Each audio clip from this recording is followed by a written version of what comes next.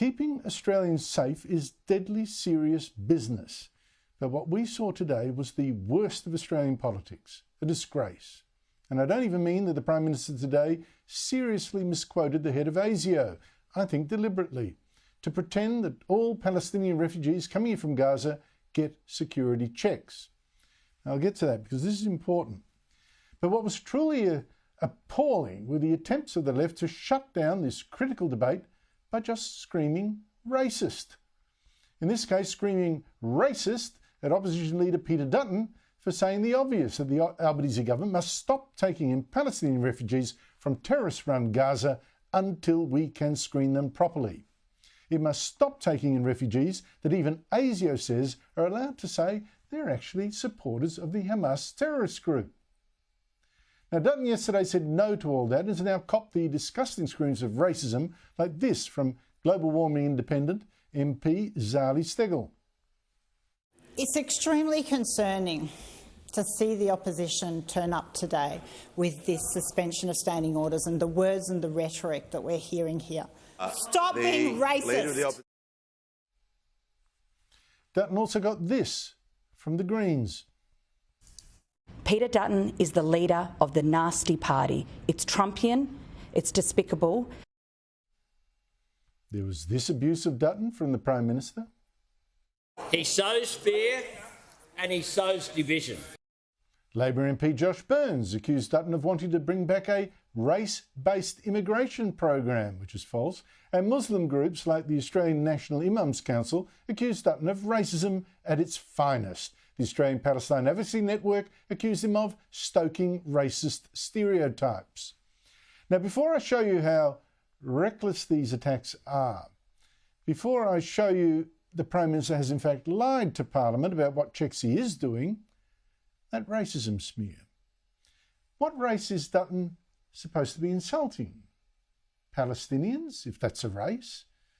But he doesn't actually want a ban on Palestinians. Not Palestinians from Israel or from Jordan or from Lebanon or from America or from anywhere else in the world that has proper records we can check with officials on the ground. So where's the racism? And if Dutton is so racist, why did he let in 12,000 refugees from Syria and Iraq when he was Immigration Minister? And what Dutton wants is a temporary ban on taking refugees from just Gaza after the government and ASIO this week admitted some crucial things.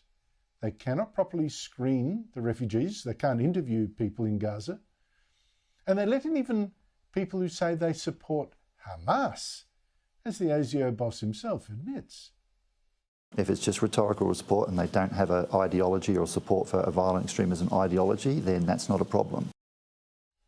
So the Prime Minister actually lied to Parliament yesterday when he said, well, he's doing exactly the same checks the Coalition did on refugees it took from the Middle East when it was in government. Yesterday, the Prime Minister said he was running exactly the same process in granting visas to those in the Gaza war zone as the previous government did when accepting people from Syria and Afghanistan. As the Prime Minister knows, that is not what happened under our government, where people were removed to third-party countries, attended face-to-face interviews, and some visas took up to 12 months to process. Will the Prime Minister apologise for misleading the House? We take the same advice from the same security agencies, even the same security personnel as the previous government. Now, we have confidence in our security agencies. If those opposite don't have confidence in those security agencies, they should say so. Same ASIO, but not same checks.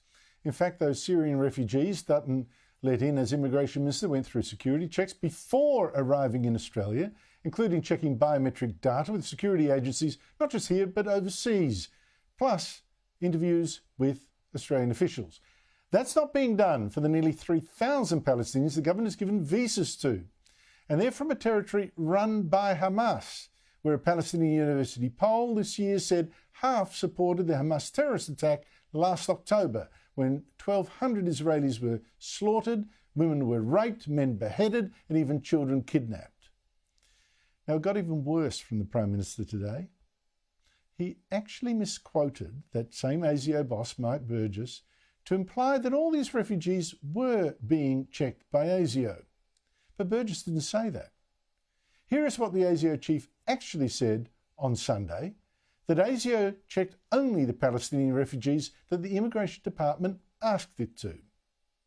If they've been issued a visa, they've gone through the process. Part of that visa process is where criteria hit. Right. They're referred to my organisation and ASIO does its thing. But this is how the Prime Minister misquoted exactly that passage in Parliament, leaving out the bit in the middle about being called in only when criteria had been hit, to falsely imply that all refugees were checked by ASIO. I'll refer to what the ASIO Director-General himself has said. If they've been issued a visa, they've gone through the process. They're referred to my organisation and ASIO does its thing. It's a direct quote. Albanese was even reading from a paper. There's no excuse. Peter Dutton called them out, but Albanese still wouldn't apologise, which is an extraordinary breach of protocol. It's been brought to my attention that the Prime Minister, in quoting the Director-General of Security earlier, misquoted the Director-General. I would ask you to invite the Prime Minister to correct the record, given this is the first available opportunity for him to do that. The Leader of the Opposition has confirmed the accuracy of what I've said.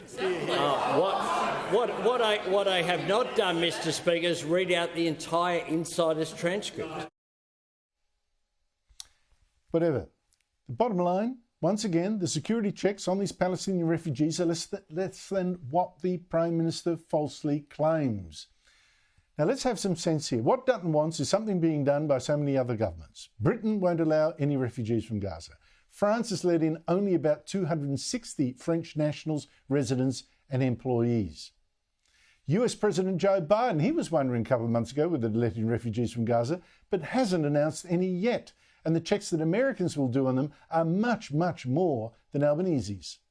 In order to pass a number of background checks, they have to get screened by a variety of different agencies, run through dozens of government databases. And this is a lengthy process that can take anywhere from 8 months to 2 to 3 years.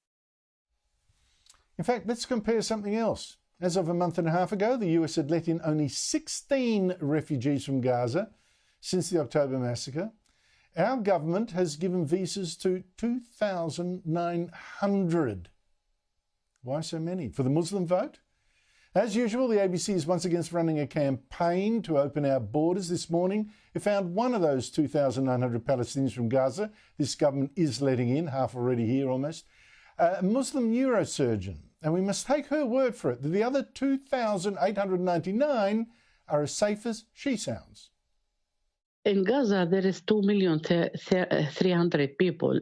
Not for all these 2 million people are from Hamas. I'm sure that these people who came from Gaza, just as me, they want to live in peace with their children. No, they're not all from Hamas. Anthony Albanese today quoted from that interview, but no one is denying that most of these refugees are people wanting peace. That's a red herring. It's not the issue. The issue is that it only takes one or two who are radical to cause us massive harm. And that would then put our Muslim community under even more scrutiny. So if you want to help Muslims here, you must back proper security tests of refugees. And you know who gets this? Even some of the people in the very Muslim area of Sydney that our reporter Julia Bradley interviewed today. Peter Dutton's comment is absolutely disgusting. We're all human beings at the end of the day, and not all Palestinians are terrorists. I think it's not fair because they are in like war there. How come they will check them before they come here?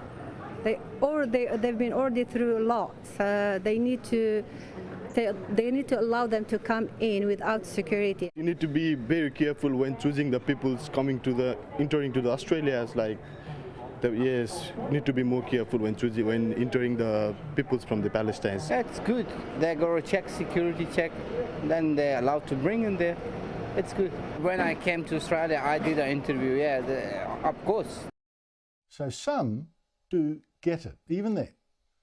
Proper checks, just proper checks of people coming in from Gaza. I mean, how hard is it? Why doesn't the Albanese government get it too?